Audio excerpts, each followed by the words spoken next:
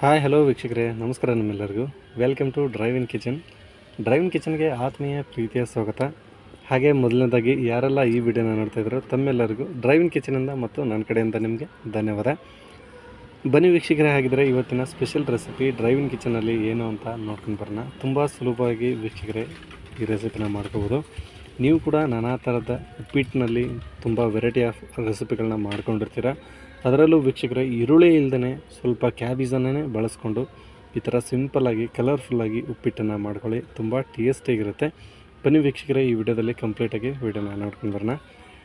ವೀಕ್ಷಕರೇ, ಇದೇ ಮೊದಲೇ ಸಾರಿ ನೀವೇನಾದರೂ ಡ್ರೈವ್ ಇನ್ ಕಿಚನ್ಗೆ ಭೇಟಿ ನೀಡಿದರೆ ದಯವಿಟ್ಟು ಸಬ್ಸ್ಕ್ರೈಬ್ ಮಾಡಿ, ಹಾಗೆ ಬೆಲ್ಲೈಕನ್ನ ಕ್ಲಿಕ್ ಮಾಡಿ ಆಲ್ ಅಂತ ಸೆಲೆಕ್ಟ್ ಮಾಡಿ. ನೋಡಿ ವೀಕ್ಷಕರೇ, ನಾನು ಮೊದಲೇದಾಗಿ ಸರಿಯಾಗಿ ಒಂದೂವರೆ ಗ್ಲಾಸಷ್ಟು ಮೀಡಿಯಮ್ ಗ್ಲಾಸಿಂದ ಒಂದು ಗ್ಲಾಸಷ್ಟು ರವೆನ ತೊಗೊಂಡಿದ್ದೇನೆ.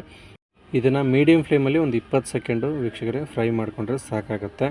ಹಾಗೆ ಸ್ವಲ್ಪ ಹಸಿ ಶುಂಠಿ ನಾನು ಚಿಕ್ಕದಾಗಿ ಕಟ್ ಮಾಡಿಟ್ಕೊಂಡಿದ್ದೇನೆ, ಸ್ವಲ್ಪ ಕರಿಬೇವು ಒಗ್ಗರಣೆಗೆ. ಹಾಗೆ ವೀಕ್ಷಕರೇ, ಇದ್ರ ಜೊತೆ ಖಾರಕ್ಕೋಸ್ಕರ ಸ್ವಲ್ಪ ಹಸಿಮೆಣಸಿನಕಾಯಿ ತೊಗೊಂಡಿದ್ದೇನೆ, ಅದು ಕೂಡ 3 ಆದರೆ ಸಾಕು. ಒಂದು ಈರುಳ್ಳಿ ಗಾತ್ರದಷ್ಟು ಕ್ಯಾಬೇಜನ್ನು ಕಟ್ ಮಾಡಿ ಇಟ್ಕೊಂಡಿದ್ದೇನೆ. ಸ್ವಲ್ಪ ಕೊತ್ತಂಬರಿ ವೀಕ್ಷಕರೇ, ಒಳ್ಳೆ ಘಮ ಬರುತ್ತೆ ಹಾಕಿದರೆ. ಈಗ ಸಪ್ರೇಟಾಗಿ ಒಂದು ಪ್ಯಾನ್ಗೆ ವೀಕ್ಷಕರೇ ಸರಿಯಾಗಿ 1 ರಿಂದ 1.5 ಚಮಚದಷ್ಟು ಎಣ್ಣೆನ ಹಾಕ್ಕೊಳ್ಳಿ. ಎಣ್ಣೆ ಚೆನ್ನಾಗಿ ಕಾದಾದ್ಮೇಲೆ ಸ್ವಲ್ಪ ಕಡಲೆಕಾಳು ಅಂದರೆ ಶೇಂಗಾ ಕಾಳನ್ನು ಆ್ಯಡ್ ಮಾಡ್ಕೊಳ್ಳಿ.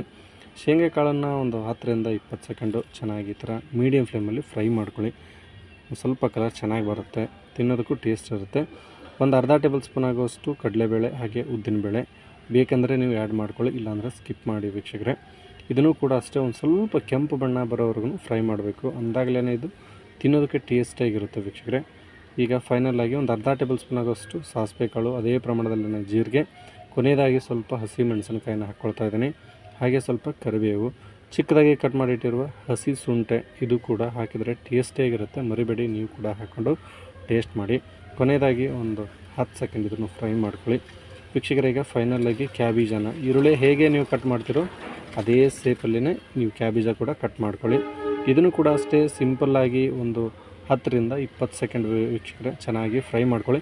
ಒಳ್ಳೆ ಟೇಸ್ಟ್ ಬರುತ್ತೆ. ಇದನ್ನು ನಾವು ಕಲರ್ ಬರೋವರೆಗೂ ಫ್ರೈ ಮಾಡಬೇಕಂತ ಏನೂ ಇಲ್ಲ. ನೋಡಿ, ಇಷ್ಟ ಆದರೆ ಸಾಕು. ಈಗ ಫೈನಲ್ಲಾಗಿ ಸ್ವಲ್ಪ ಒಂದು ಚಿಟಿಕೆ ಅರಿಶಿನ ಪುಡಿ, ಇದು ಕಲರ್ಗೋಸ್ಕರ ಹಾಕ್ಕೊಳ್ತಾ ಇದ್ದೀನಿ.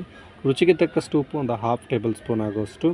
ಇದನ್ನು ಕೂಡ ಅಷ್ಟೇ ವೀಕ್ಷಕರೇ, ನಿಮ್ಮ ಕ್ವಾಂಟಿಟಿನ ನೋಡಿಕೊಂಡು ಉಪ್ಪು ಖಾರನ ಸ್ವಲ್ಪ ಹೆಚ್ಚು ಕಡಿಮೆ ಮಾಡ್ಕೊಳ್ಳಿ. ನಾನು ಅರಿಶಿನ ಪುಡಿ ಹಾಕಿದ್ದು ಬರೀ ಕಲರ್ಗೋಸ್ಕರ ಮಾತ್ರ. ನೋಡಿ, ಈಗ ಫೈನಲಾಗಿ ಇಷ್ಟು ಫ್ರೈ ಆದರೆ ಸಾಕು. ಈಗ ಫೈನಲಾಗಿ ವೀಕ್ಷಕರೇ 2 ಗ್ಲಾಸನ್ನು ನಾನು ನೀರನ್ನು ತೊಗೊಳ್ತಾ ಇದ್ದೀನಿ, ಯಾಕಂದರೆ 1 ಗ್ಲಾಸ್ ರವೆನ ತೊಗೊಂಡಿದ್ದೆ, ಹಾಗಾಗಿ 1:2. ಸ್ವಲ್ಪ ಕೊತ್ತಂಬರಿ ಹಾಕಿ ಕೊನೆಯದಾಗಿ ಒಂದು 1/2 ಟೇಬಲ್ ಸ್ಪೂನ್ ಆಗುವಷ್ಟು ವೀಕ್ಷಕರೇ ನಾನು ಇದನ್ನು ಸಕ್ಕರೆ ಹಾಕ್ಕೊಳ್ತಾ ಇದ್ದೀನಿ. ಮೊದಲು ಹಾಕಿದ್ದು ಉಪ್ಪು, ಈಗ ಹಾಕ್ಕೊಳ್ತಾ ಇರೋದು ಸಕ್ಕರೆ. ಸ್ವಲ್ಪ ಸ್ವೀಟಾಗಿ ಚೆನ್ನಾಗಿರುತ್ತೆ. ನೋಡಿ ವೀಕ್ಷಕರೇ, ಫೈನಲ್ಲಾಗಿ ನೀರು ಈ ಥರ ಕುದಿಬೇಕು, ಹೆಸರು ಬಂದಿದೆ ಅಂತಾರೆ, ಈ ಥರ ಬರಬೇಕು ವೀಕ್ಷಕರೇ.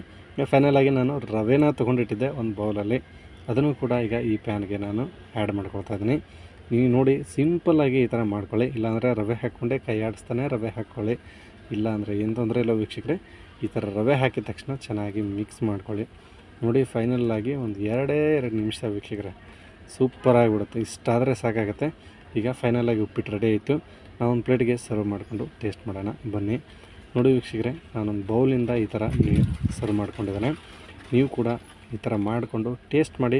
ಅದ್ರ ಮೇಲೆ ಸ್ವಲ್ಪ ಕೊತ್ತಂಬರಿ ಹಾಕ್ಕೊಳ್ಳಿ, ಒಳ್ಳೆ ಟೇಸ್ಟು, ತುಂಬ ಚೆನ್ನಾಗಿರುತ್ತೆ. ಈ ವಿಡಿಯೋ ನಿಮ್ಗೆ ಇಷ್ಟ ಆದರೆ ಲೈಕ್ ಮಾಡಿ. ನಿಮಗೋಸ್ಕರ ಡ್ರೈವ್ ಇನ್ ಕಿಚನಲ್ಲಿ ಇನ್ನೂ ಹೆಚ್ಚಿನ ರೆಸಿಪಿಗಳನ್ನ ನಾವು ಅಪ್ಲೋಡ್ ಮಾಡ್ತೇವೆ.